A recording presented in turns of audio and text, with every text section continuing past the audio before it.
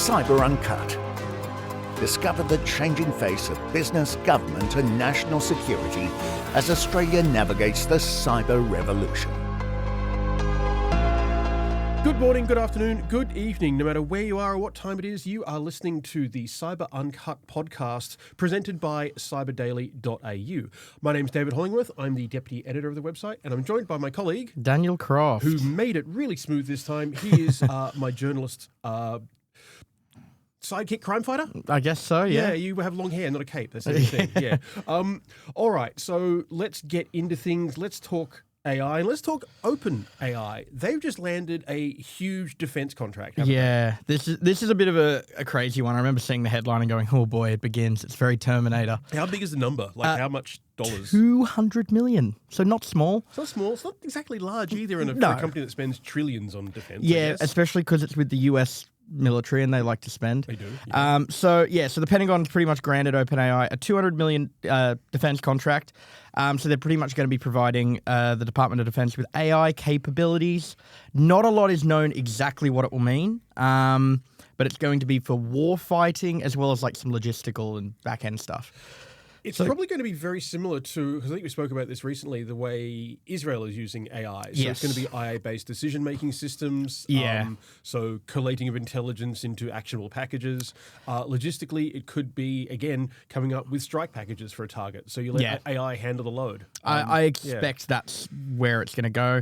So the Pentagon said, under this award, the performer will develop prototype frontier AI capabilities to address critical national security challenges in both warfighting and enterprise domains. So brand new stuff. Yeah.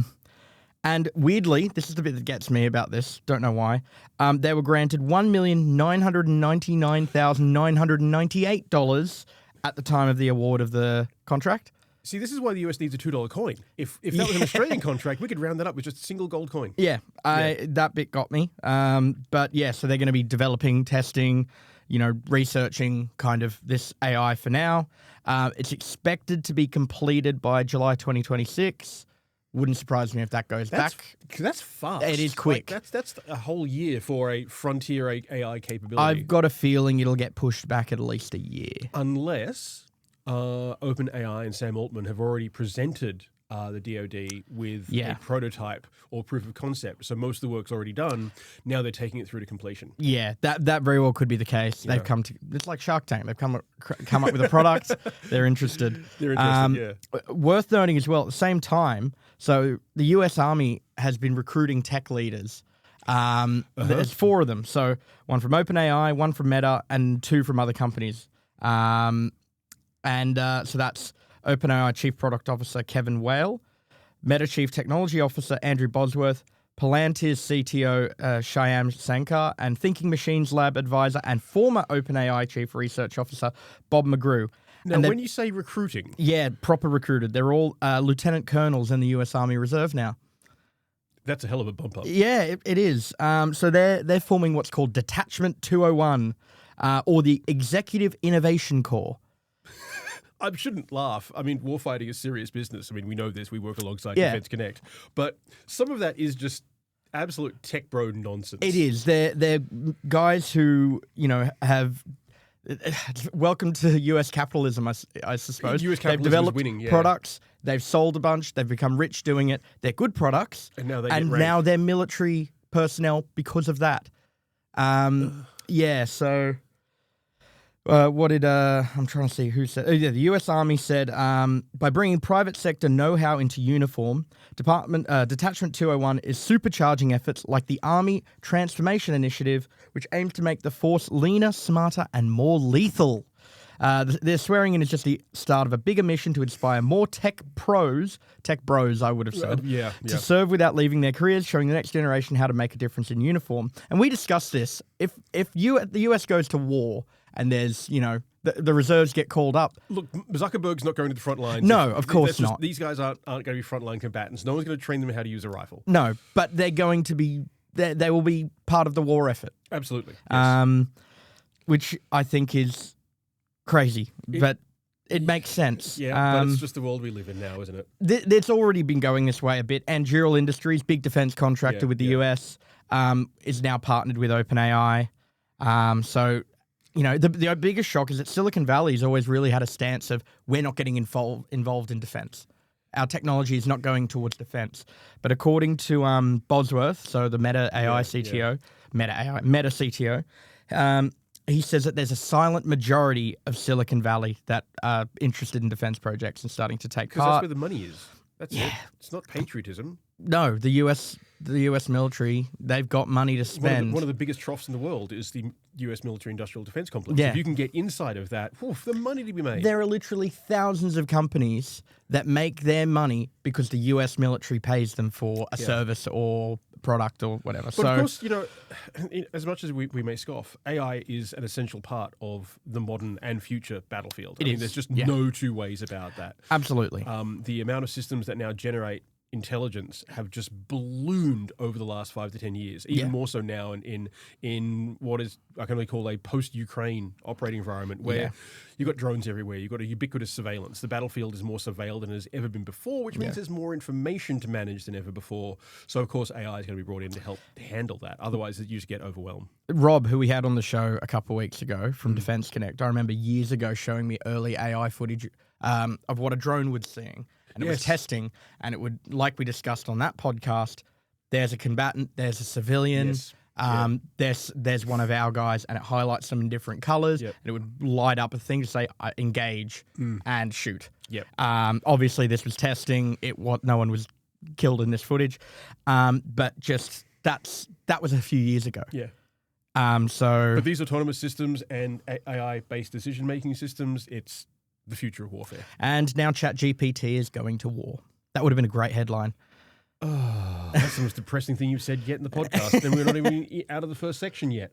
So let's move on. So let's get even more depressing. Let's move to the UK, and this I don't think either of us are a fan of. This is a new UK legal ruling on the use of copyrighted material to train AI, and the outcome's not great. No, so I think we've spoken about it on the podcast before. So the UK has been pushing for copyrighted material that a company legally owns. So I assume that means if they own an album belonging to an artist, they can then train AI using that because they have legal access to it without informing the artist of the fact that it's being used. It's on an opt-out system, which we hate in every single example we've spoken about.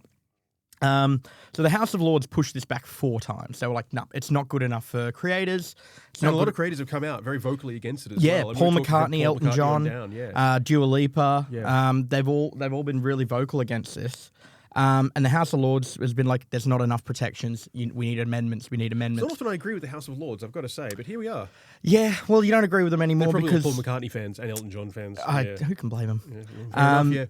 So they eventually have gone. There was a small amendment made. And I don't remember off the top of my head what it was, but it was approved and now it's there. And unfortunately, on an opt-out system, companies training AI will be able to use copyrighted material. And what gets me right is that the UK is a country that prides itself on its creative industry. Like you think artists, you think Banksy, right? Who, I mean, he shows up in the UK a lot. I think he's British. I believe so, yeah. You think of bands of the 70s, 80s, 90s, you got things like the Beatles, Led Zeppelin, Oasis. Oasis. You've got to mention Oasis. Yeah, of course. I'm seeing them soon. Like these gargantuan, great acts. Yeah. And there's such a great culture of creativity. You get Aussie bands moving to the UK to make it. 100%. Like even though the US is where all the work is, they'll go to the UK to make it because it's such a boiling pot of creativity. Yep. And they're going, right, we're more interested in becoming an AI leader than we are in our creatives.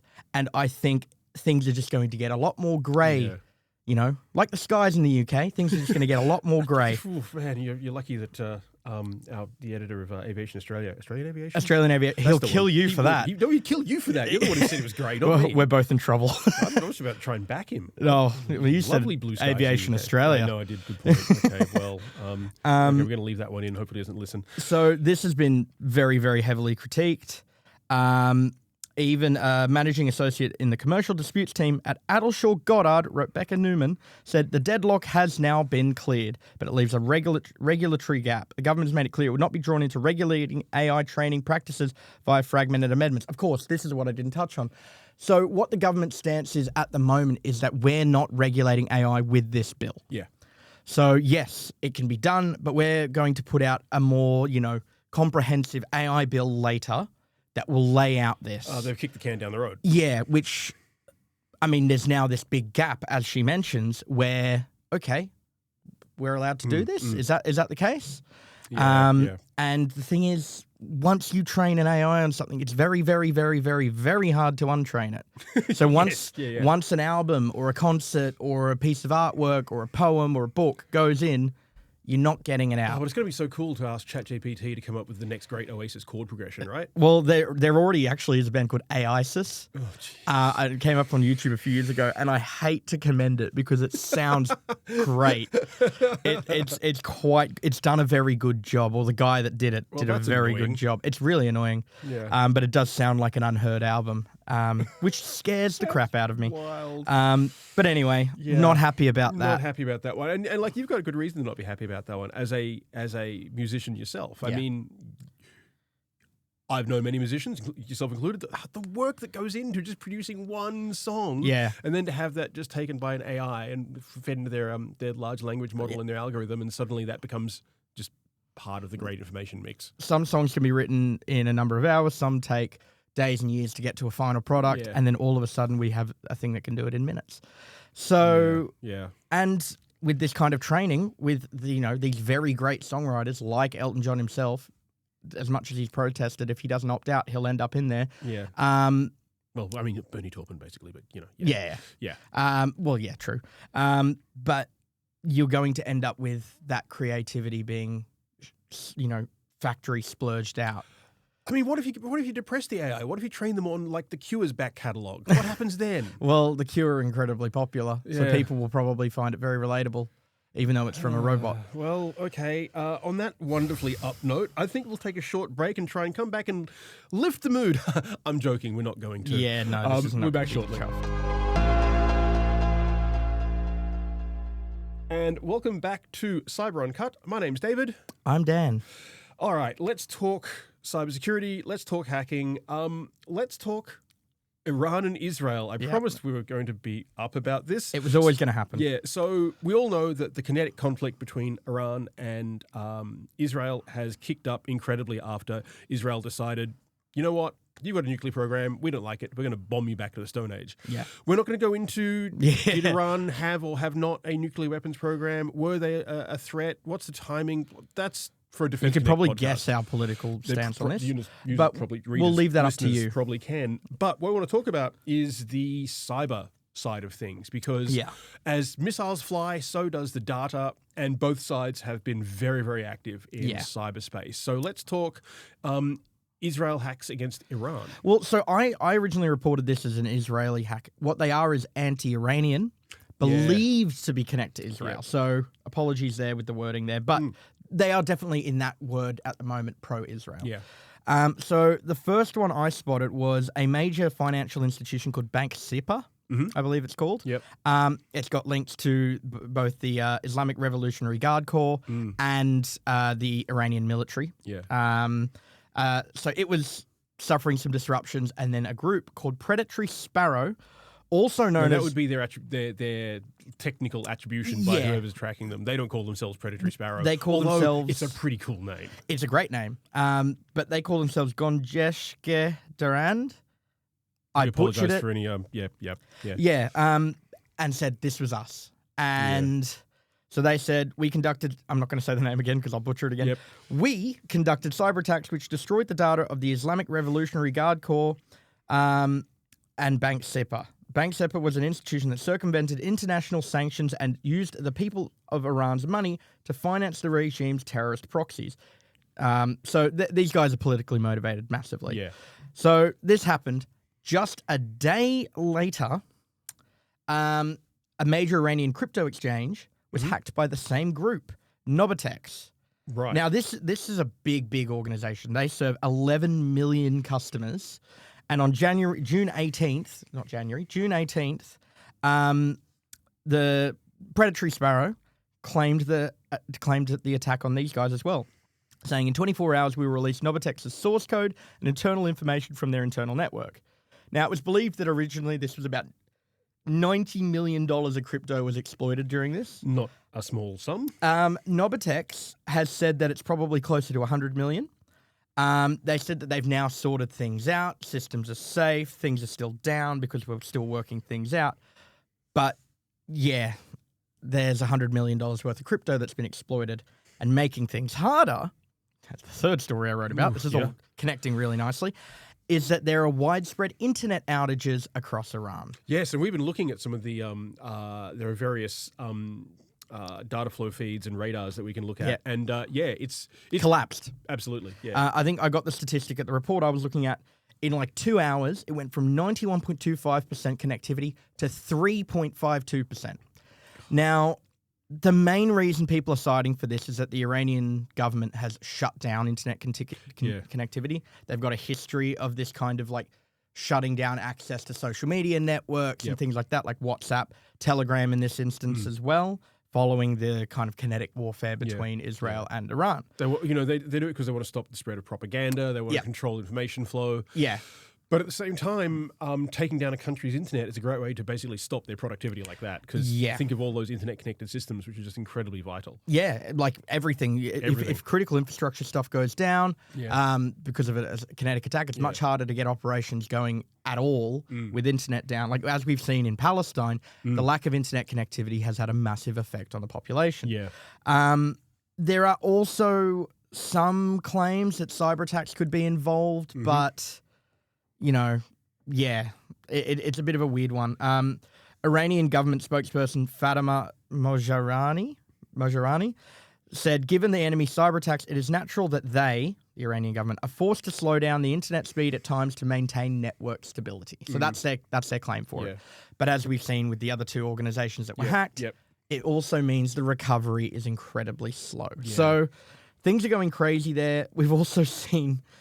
And I don't know how real this one is, but I thought I'll throw it in there just because it's funny. Oh, is this what we were looking at this morning? Yeah. This is, funny. Objectively, yes. Worrying also at the same time. Yes. So this this one, I can't vouch for its legitimacy. This is something I just saw briefly online this morning, that Iranian hackers hacked the alarm system in Tel Aviv. So, you think of missiles going overhead, you hear an alarm, and then all of a sudden fart sounds and music play. Fart sounds and music. Which is, yes, like you said, objectively funny, but also incredibly worrying. Yeah. But it's just showing that this cyber warfare, as we've seen in Ukraine, as we've seen with Israel-Palestine, it's a massive part of warfare in general now, and the same is happening here. Yeah, and both sides have what are effectively cyber militias on their side. Yeah. And whether or not they're state-connected or state-supported, it's kind of a massive grey zone. And, of course, this hasn't all been one way. Israel or pro-Israel entities targeting Iran, Iranian hacking groups have been targeting Israel. Yeah. And one I've been tracking is called Handala. Yeah. So I want to talk about who Handala is. Not the hacking group, but Handala is actually a comic character. It was written by designed by a Palestinian writer, and the image is a fantastic image. It's a scraggly-haired child, barefoot, ragged clothes, turning away from the viewer with their hands clasped behind their back. I'm looking at it now. And it's meant to be a symbol of quiet Palestinian resistance. And the designer of the character died years ago and said, he hopes that Handala lives on beyond him and that he lives within Handala. And this is who this hacking group have named themselves after. Now, they've been active previously, heavily active in the wake of Israel's attacks in the Gaza Strip. But now that Israel is arcing up at Iran, they've just gone ham. Pretty much every day this week, they've listed 2 or 3 more new victims. And the article I'm looking at here... They always go after any entity with a link to the government or the military. So they've gone after an Israeli fuel distribution system provider, so taking down service station providers. Yep. They've gone after one of the infrastructure companies that builds military bases for Israel.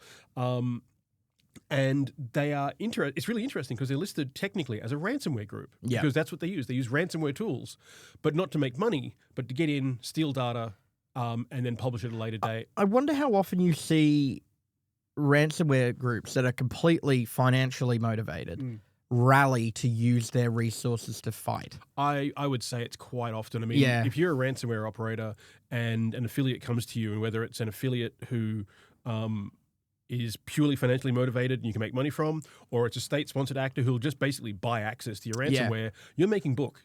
But even then, what about a ransomware as a service group, an operator, using their own infrastructure to conduct attacks because of... It's entirely possible. Yeah. There are some groups out there which blur that line between hacktivism and purely financially motivated crime.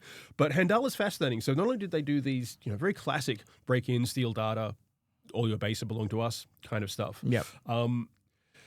They're claiming to have hacked into a major Israeli service provider and then sent a mess of emails, 150,000 emails to its customers saying, you ignored every warning, you thought distance and steel would protect you, but now the fire you sparked is coming for you. Tonight the sky will darken with our storm, thousands of precision strikes will await the final signal, your systems will go blind, your defenses will collapse. Now, none of this happened, of course. No. Iran's been promising for days this single massive strike. Look, I'm not saying that the attacks that Iran has taken part in have not been damaging or lethal. No. But we're not seeing the skies darken kind of stuff. But that's classic propaganda. That said, if I were sitting in my backyard bunker, listening to fart noises all over the city, and then I got an email going, tonight the sky will darken with our storm, I might be a bit concerned. Yeah, I would be. I'd be like, yep, this is it. This isn't the alarm I'm used to. Yeah. This is how I die. Yeah. Fart noises. Yeah. But yeah, so it's just a fantastically kinetic environment, both physically and digitally. And that's just, we've barely touched the surface. Where's Handala based? They're thought to actually have some links to the Revolutionary Guard Corps as well. Okay. Yeah, so I was only asking because if they're launching this many kind of cyber offensives, they're obviously not Iranian based because internet access would be a nightmare. Being based in Palestine itself would also be difficult. Yeah. So they could be somewhere surrounding in the Middle East. They could be Russian. They could have their own satellite. Who knows? I mean, yeah. But clearly they have the capacity to do this. So wherever they are, they've got connectivity. 5 bars of malicious connectivity. Yeah. Yeah. But there has been some good international news when it comes to cybers. And in other news, a European operation with assistance from US agencies, 5 European countries, US agencies led by Europol, have taken down one of the largest darknet drug markets and longest running ones in existence called Archetype Market. They have made a number of arrests, I think 13 odd arrests. They've seized a lot of crypto funds and they've seized the site itself. So that market is gone. Yeah. And that's going to be amazing because these markets have tens of thousands of vendors. They have hundreds of thousands of customers. Have you ever had a look at one of these? No, not at Archetype, no. Yeah, I've looked at them, quite a few of them actually. I've written about them because they're just... Think about going into Etsy or eBay. Yeah. It's exactly the same. Vendors with, 5 out of 5 scores for timely delivery, 5 out of 5 scores for stealth, because you're sending drugs through the mail, making sure that no one can intercept that is a very, very important thing. Yeah, absolutely. Reviews of quality, quantity, it is such a wild, wild west, but now Archetype's taken down. Now, the thing is, at any given time, there are usually about 6 of these things operating, and they come and they go.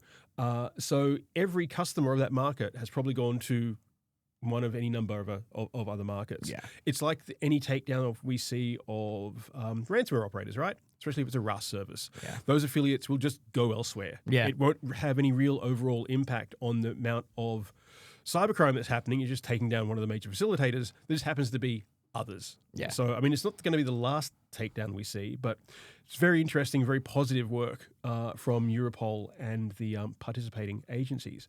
Of course, there's also been hacks at home. Yeah. Sadly. That blip we thought of quiet period might be trending. No, it was just a blip. It was, yeah. Yeah. So what have you been looking at this last 7 days? In terms of local hacks, nothing. You've not been looking at anything. Oh, have I grabbed them all? I think you may have. This is the just a little insight into how we Dan and I sometimes operate. It might be a little bit of competition to see who gets in the office first, to have a look at our threat feeds and find all the juicy local hacks. Yeah. And I may have won on that front. I think you did win this last week.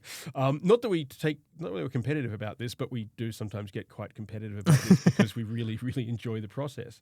But probably the most interesting one is an Australian hack against a Sydney-based managed service provider by the name of Vertel.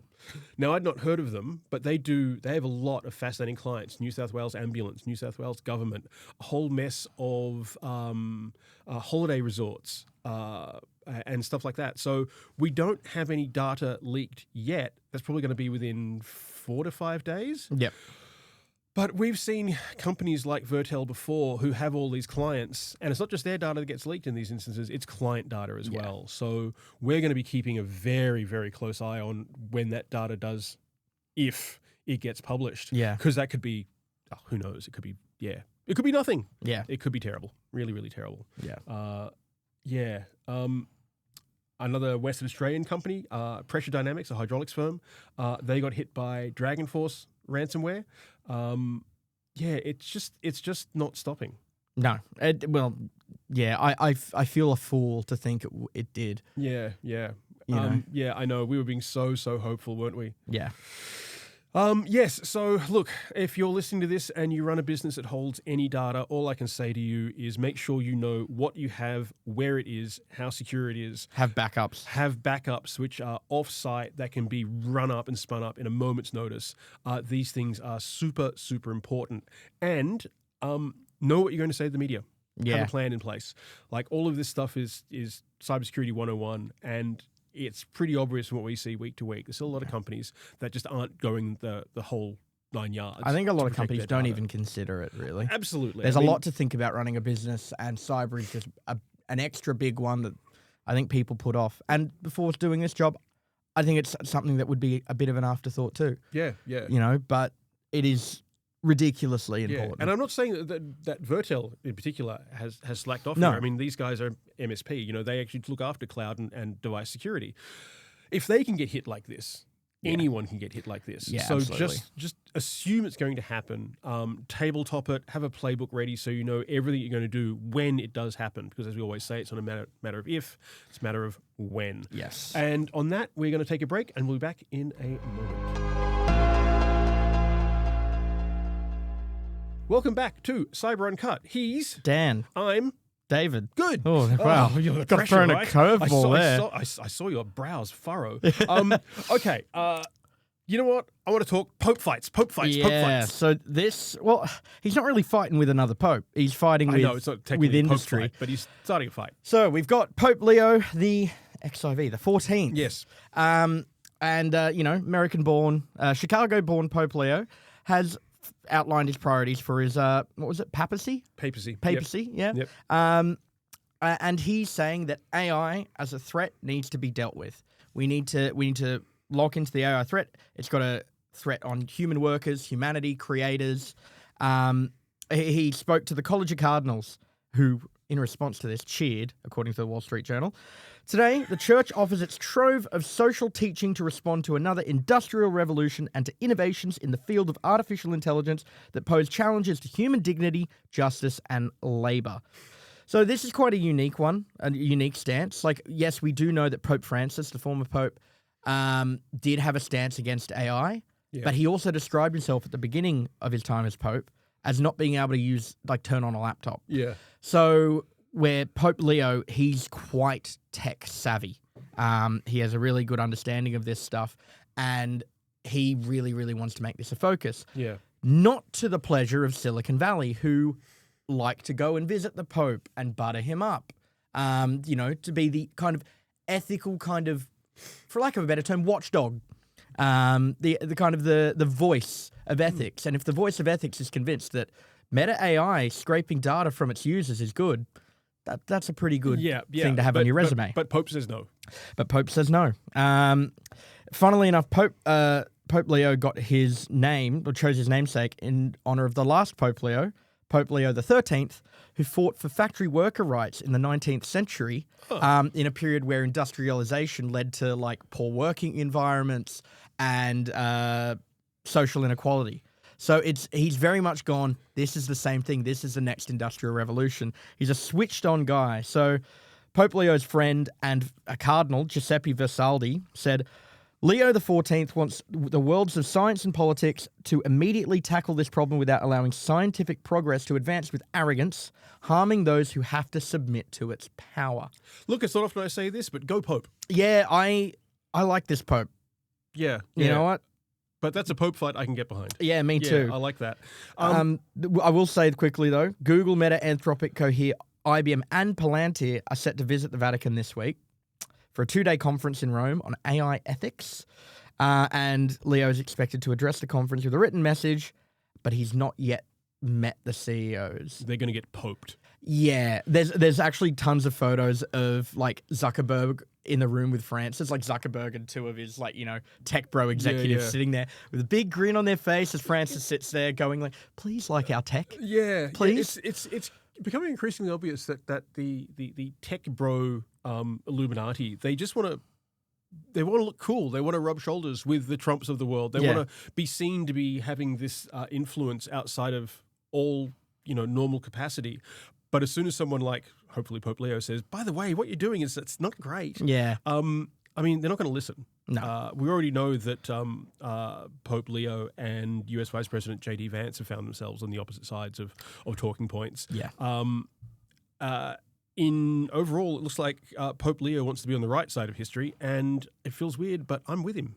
Yeah, I really like Pope Leo because, I don't agree with him on everything. You're listening to Cyber Uncut. It's Pope edition. Yeah.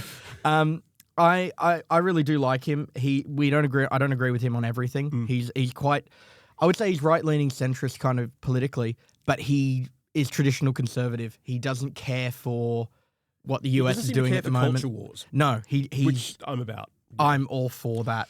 I can respect it, and he's right about AI. Yeah. Like, I'm of an opinion that AI has the potential to bring great things in terms of like medical research and treatments and stuff like that.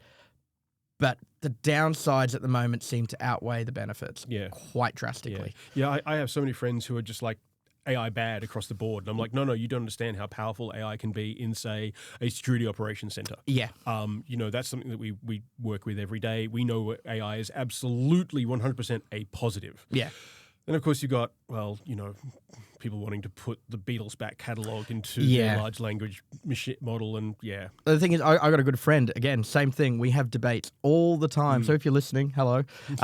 We have debates all the time about AI, and he's got a stance that AI is objectively evil. Yeah. And look, I get it. He's got a lot of strong arguments to say that, and that's the thing. And I do think that on the current trajectory, it's only going to get more that. But the potential for it to do brilliant things really is there. Like any technology, it's not about the technology itself. Like, is a rifle evil? No, it's the man holding it. It's the motives of the person behind it, the man, woman, person, what have you. And AI is exactly the same. It can do bad things, it can do great things. It's all how we control that. And right now, we're at that stage where those conversations about how we use AI, how do we harness it, how do we harness its growth, how do we develop it this way and stop it developing other ways. We're in the middle of that process right now, and it's a messy process. And that's the thing. Regulation is key here, I think. Like, going back to the gun metaphor, right? You're right. By restricting a technology, you are going to make it safer if you restrict it correctly. Like, for example, here, we don't have guns and we've had no more mass shootings. Yeah. Brilliant. But Australia still uses guns in its military, in its police force. And we still have gun crime as well. I mean, we do. We're currently in the middle of what appears to be a low-key gang war in Sydney. Yeah. Where people are getting gunned down in broad daylight by masked gunmen. But criminals are going to do that. That's just what criminals do. Yeah, and the thing is, having police officers with guns, not that I'm saying all police officers are good, but I think in Australia, our police officers are generally pretty great. They've got guns, and that keeps us safer. Yep. We've got military that has guns because all the other militaries have guns, and we need them for that reason. Yeah, absolutely. So it's not that the gun itself is bad, in this case AI. Yeah. It's about the use case. Yeah. And regulation on how it can be used. It's how that trigger is pulled that matters. Exactly. And I think that's where the key is. The problem is that regulation isn't keeping up. Yeah. Well, we're going to end this on a positive AI note because here is an outstandingly good use of AI. Yes. Clinicians and researchers at UNSW are working on developing a multilingual chatbot for emergency departments. Yeah. And I love this. This is great. It's going to be a chatbot that's going to be able to translate what medical staff are asking of their patients and what the patients are responding with. Yeah. Because certainly where I grew up in Sydney, in Western Sydney, more than half of households don't speak English at home. Yeah.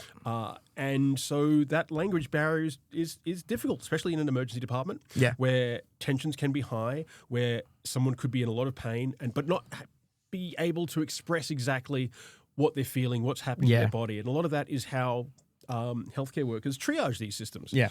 The other thing I like about this system is it will also be able to bring in cultural stuff.